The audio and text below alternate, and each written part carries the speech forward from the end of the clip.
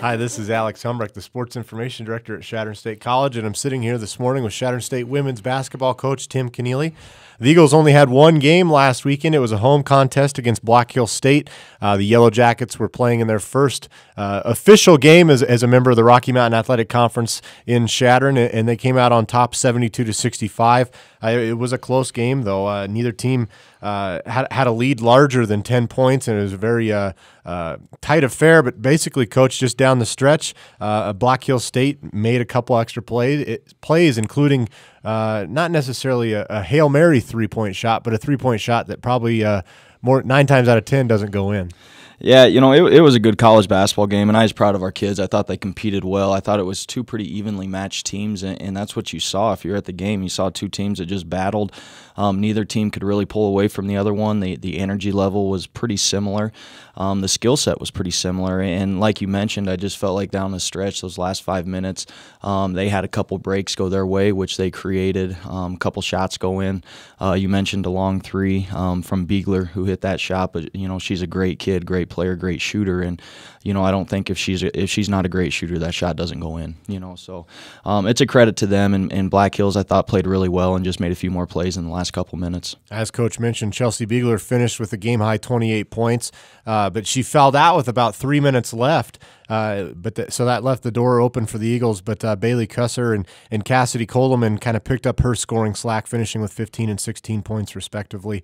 Cassidy Coleman also did a nice job for the Yellow Jackets at the free throw line, finishing 6 of 8. The Eagles were led in points by Katie Ranta. She finished with 19, added 7 rebounds, and then got a nice game from Dallas Shaw with her first career double-double, 14 points and 10 rebounds, all coming on the defensive side of the ball. Yeah, I think Dallas has been playing a lot better the last few weeks. I think she's starting to get more comfortable playing off the ball. We have moved her from the point this year, which is the first time she's had to play, not point guard her entire life. And I think she's starting to get more comfortable. She's moving better. She's rebounding better. She's, I think her passing's better. Her shot selection's better. And I think you're starting to see that in those numbers a little bit. Just the 5 of 9 from the field. I think that's showing that she's taking better shots. The 4 of 7 from the 3-point line.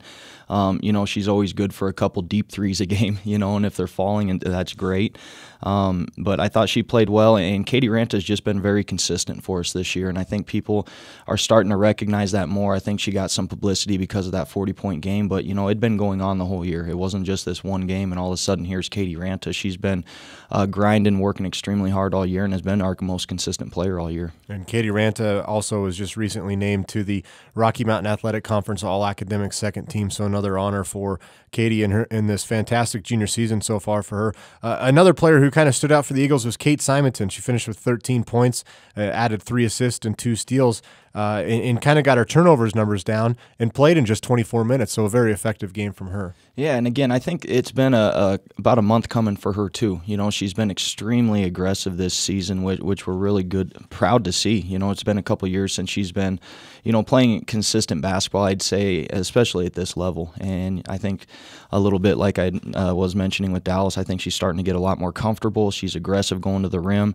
At times she can, I know a lot of people say she is a little bit out of control, but I like how aggressive she is and will take some of these turnovers. And I think she's starting to get a lot better about being picky and choosy when she does decide to dribble penetrate. But I think she's extremely active. She's been playing really hard, and I think she's going to keep getting better.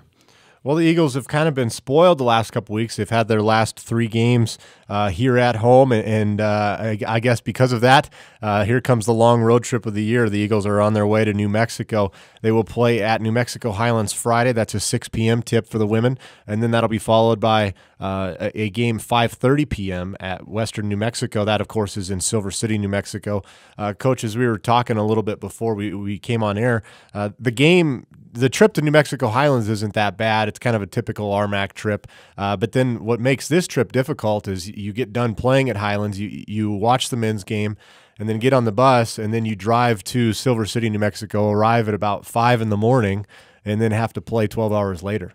Yeah, that probably is the most challenging part of this road trip. You know, our kids are resilient and they're pretty used to these road trips in the RMAC, and I don't think that the distance bothers them that much. Obviously, it's always a little bit better being at home, but it's a long trip. We're going to leave Thursday morning. We got it mapped at about 10 hours to Las Vegas, New Mexico, so it shouldn't be too bad a day Thursday. We'll get down there about 5 at night and shoot around a little bit, get a good night's sleep, but like you said, I think the most challenging part and the most draining part is that road trip in between. You know, after you play Friday night, you got about a 6-7 hour drive that night, and you have to play the next day. But our kids are young. You know, we got a lot of young kids on this team, and they're pretty resilient, like we said before. And you know, if we can get down there and just get a couple good naps in Saturday, I think we'll be ready to go Saturday night. Well, the Eagles opened with the Cowgirls on Friday. They're currently 3-11 in the 3-11 overall this season, and 3-7 in the Rocky Mountain Athletic Conference.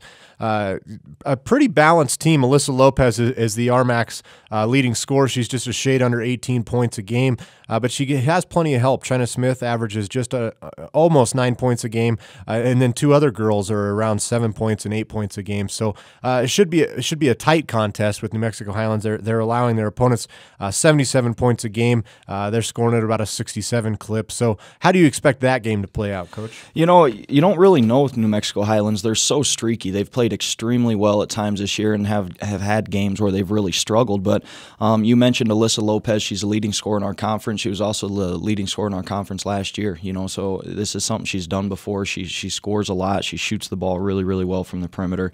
And China Smith, their second leading scorer, is a 6'2" kid who is real unique in our conference. She's extremely athletic. She runs really well.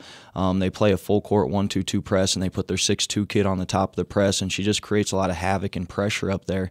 That's something you don't see out of a lot of teams in our league. So if we're able to handle that pressure and not turn the ball over, I think that'll help us obviously a lot on the offensive end, but it'll help our defense because Highlands won't be able to get out and run in transition. So I think the key to that game will just be how we're able to handle their pressure. If we can handle that, I think we'll settle down early in the game and hopefully just get comfortable playing against them. If we don't handle the pressure well, we could be in for a long night.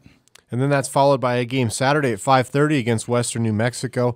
The Mustangs are 2-12 on the season, 1-9 in the Rocky Mountain Athletic Conference, actually below Chadron State in the conference rankings. They have three girls who average double figures, but the Mustangs are having a hard time getting the offense going. They're just shooting a shade over 33% on the season and scoring at just 54 points a game.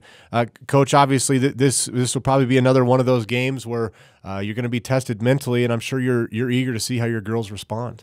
Yeah, I am. You know, I know their record isn't great, but neither is ours. You know, this is a team that we probably match up with pretty well on paper, but until the ball goes up, you never know. You know, each game kind of has its own ebbs and flows a little bit, and little things can change what happens, you know, and I think our energy is going to be extremely important if we have high energy, especially the first 5 to 10 minutes of that game, and set the tone. I think that we could be successful down there if we come out flat from an energy standpoint. This is the type of team that can get hot from the three-point line. They have some seniors that can shoot the ball very well. They have in their past. They aren't shooting it quite as well this year, but you know, we saw it last year when we played this basketball team. If they get hot early in the game and they get some confidence, they're a very good basketball team, and they have good players. So a little bit like the Highlands game, not necessarily from the standpoint of handling pressure early in the game, but I think the first 5 to 10 minutes, if we can set the tone from an energy standpoint, I like our chances. If we don't, then we could be in for a long night. And many local fans here probably don't know, but Western New Mexico is always the gym there is always a tough place to play. I've been there for a couple volleyball matches when the football team is there, and it's always a difficult environment. So best of luck to you on the road there, Coach. After that, I believe you're on the road. No, you're at home next weekend and then on the road again. So kind of get back to that home away sort of thing. But safe travels and good luck to you. All right, thanks a lot.